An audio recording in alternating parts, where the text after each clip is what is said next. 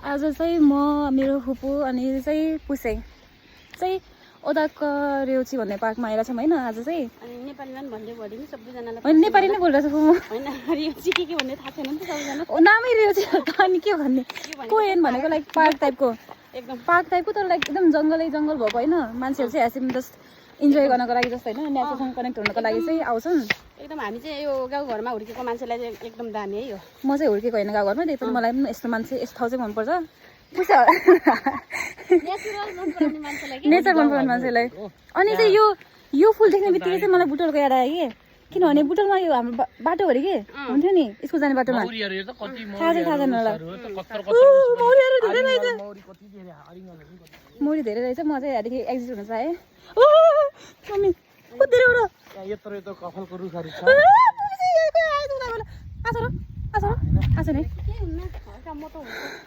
फुपू के हुन्न रे कस्तो मरु त के छ नि।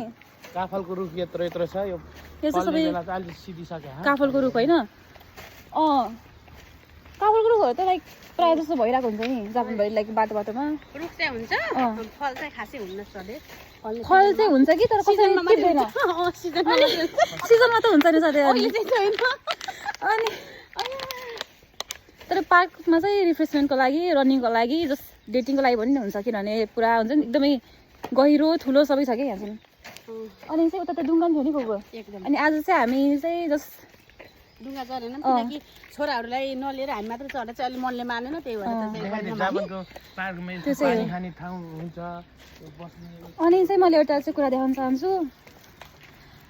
जापानमा चाहिँ होइन यो कहाँ गयो भिडियो यस्तो खालको हुन्छ र। अनि त्यसलाई खोल्यो भनेपछि चाहिँ पानी निस्किन्छ क्या, पानी निस्किन्छ होइन। अनि चाहिँ लाइक हरेक पार्कमा हुन्छ यो चाहिँ। अनि चाहिँ इफिसियन्ट छ क्या। अनि यो पनि छ र। अनि आज चाहिँ हाम्रो दमर अङ्कलले चाहिँ पुसेको लागि चाहिँ भेज मोमो अनि हाम्रो लागि चाहिँ चिकन मोमो पनि बनाइनु भएको थियो नि। अनि त्यो पनि खायौँ हामीले। अनि चाहिँ गोमी चाहिँ यहाँ छ फोहोर चाहिँ बाँकी छ अझै मोमो यहाँ छ। अनि यता यता देखाउ त भयो नि।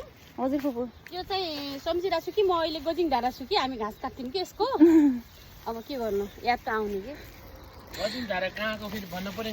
गोजिङ ढाडा हाम्रो बागलुङ गाउँ बागलुङ